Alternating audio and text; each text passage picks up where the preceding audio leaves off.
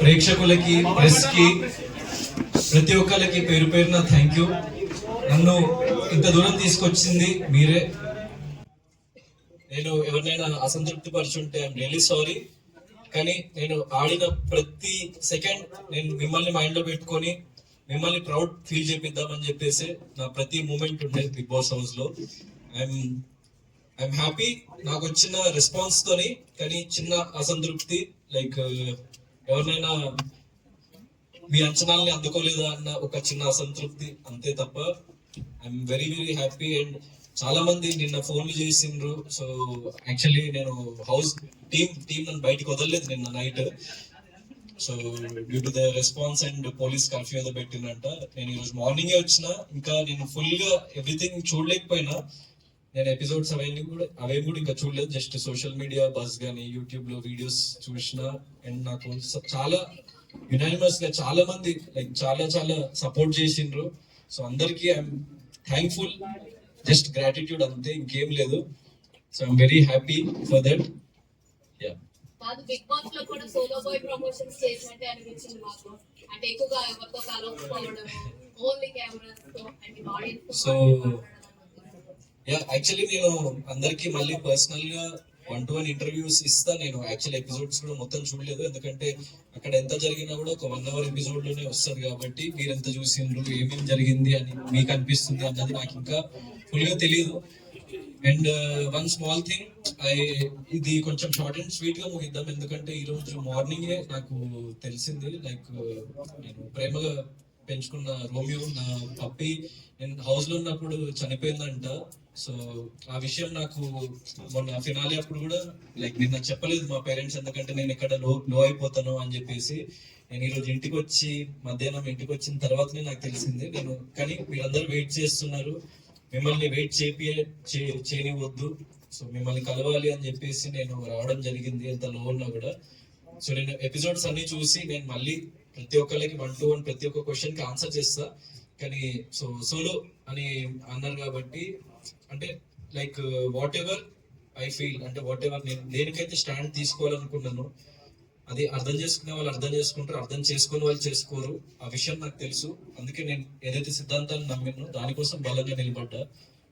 వచ్చిన రెస్పాన్స్ పట్ల, నేను విన్నారని నమ్మిన ప్రతి ఒక్క ప్రేక్షకుల పట్ల నాకు గ్రాటిట్యూడ్ ఉంది తప్ప, నేను లైఫ్ లో ఎప్పుడైనా నేను పక్క వాళ్ళు విజయం సాధించినా నేను చింతించను. సో నేను ఓడిపోయినా లేకుంటే నేను అది చేయలేకపోయినా అని నేను ఒక ఇంట్రోస్పెక్షన్ లోకి వెళ్ళి ఇంకేం చేయాలి నేను ప్రజల కోసం, లేకుంటే నా ప్రేక్షకుల కోసం, నన్ను సపోర్ట్ చేసిన వాళ్ళ కోసం అని ఆలోచిస్తా తప్ప, నేను ఆల్రెడీ దాని నుంచి మూవ్ ఆన్ అయిపోయి నేను నెక్స్ట్ స్టెప్ ఏంటి నా లైఫ్ లో. సో ఒక ఫిల్మ్ తోని రెడీ అయిన, లైక్ సోలో బాయ్ అనే ఫిల్మ్ తోని లైక్ మీ ముందుకు రాబోతున్న తొందరలో. సో నన్ను సపోర్ట్ చేసిన ప్రతి ఒక్కరు నా నెక్స్ట్ జర్నీలో కూడా నన్ను సపోర్ట్ చేస్తారని నేను దృఢంగా నమ్ముతున్నా. So I'm happy whatever has happened. మీరు రియల్ విన్నర్ అని చెప్పి చాలా మంది విన్నర్ నుంచి బాగా అంటే సోషల్ మీడియా ఇక్కడ అన్ని చోట్ల పోస్ట్ చేస్తున్నారు. అండ్ నేను అనుకున్న రోజు కూడా చాలా మంది వచ్చారు. సో వాళ్ళందరికీ మీరు ఏం చెప్తారనుకుంటున్నారు? సో నేను విన్నర్ అని నమ్మిన ప్రతి ఒక్కరికి పాదాభివందనాలు. ఎందుకంటే ఇంత లవ్, ఇంత ప్రేమ నేను లైఫ్ లో ఎప్పుడు చూడనంత ప్రేమ మీరు నాకు ఇచ్చిండ్రు, నన్ను ఇంతటి వాడిని చేసిండ్రు, అండ్ నన్ను ఇంత దూరం తీసుకొచ్చిండ్రు మీరు. So I'm very very grateful to everyone. అంటే అది నేను విన్నర్ నమ్మిన ప్రతి ఒక్కరికి నేను grateful. So what ever has happened. So life లో నేను యాక్సెప్ట్ చేస్తా ఏం జరిగినా కూడా. నేను నన్ను నమ్మిన వాళ్ళ కోసం, నాకు ఓట్ చేసిన వాళ్ళ కోసం, నా ప్రేక్షకుల కోసం నేను నిరంతరం ఇంకా నన్ను నేను రీడిస్కవర్ చేసుకొని, రీఇన్వెంట్ చేసుకొని, నేను మిమ్మల్ని నిరంతరం ఎలా అలరించాలి అన్న దాని మీద కృషి చేస్తూ ప్రతి ఒక్క మూమెంట్ ని నా లైఫ్ లో నేను ఇంకా ముందుకు వెళ్తూ ఉంటా. బిగ్ బాస్ 8 లో మెప్పించడానికి, బిగ్ బాస్ 7 లో మెప్పించుకోవడానికి, బిగ్ బాస్ 7 లో శివాజీ గారు ఆడే ఆట మిమ్మల్ని అడ్డుపట్టిందా, లేకపోతే బిగ్ బాస్ 8 100% లాస్ట్ 1 year అన్నది నా లైఫ్ లో చాలా విషయాలు నేర్పించింది. యాజ్ ఎ పర్సన్ నన్ను చాలా ఇంకో ఉన్నత స్థాయికి లైక్ తీసుకెళ్ళింది. నన్ను ఇంకో డిఫరెంట్ పర్సన్ గా మలచగలిగింది. నా లైఫ్ లో జరిగిన ఎక్స్పీరియన్సెస్ కానీ, సిచ్యువేషన్స్ కానీ, నేను చూసిన జీవితం కానీ. సో అది నన్ను ఇంకో బెటర్ పర్సన్ గా మలిచింది. అండ్ అందుకే నేను మళ్ళీ మీ ముందుకు వచ్చి నేను ఇక్కడ వరకు రాగలిగిన నమ్ముతున్నా. సో అది అంటే నిన్న చాలా ఓటింగ్ చూపిస్తున్నారు ఆన్లైన్ లో మనకు ఒక ఓటింగ్ కానీ లాస్ట్ ఫైనల్ లో దిగులు విన్నర్ చేశారు. అంటే బయట ఫ్రాక్షన్ కుట్ర జరిగిందంట. మీరేమంటారు? సో బ్యాక్ ఎండ్ లో ఏం జరిగింది అన్న విషయం 100% నాకు తెలియదు. నేను ఐఎమ్ బీయింగ్ జెన్యూన్, ఏం జరిగింది అన్న విషయం నాకు తెలియదు. సో దాని గురించి నేను పర్టికులర్ గా సోషల్ మీడియా అంతా కూడా ఓటింగ్ సౌత్ ఇండియా ఎక్కువ జరిగిందంట. నేను కూడా సారీ ఏంటంటే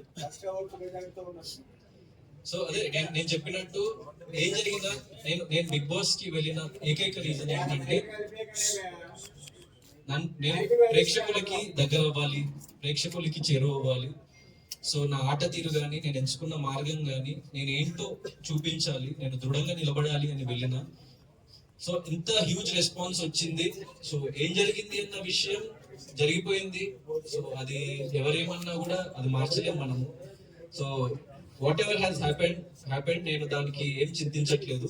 అంటే మీరు స్టేజ్ మీద కూడా మీరే విన్నర్ అనుకున్నారు కదా. I was very confident. Hope ఉండే, చిన్న హోప్.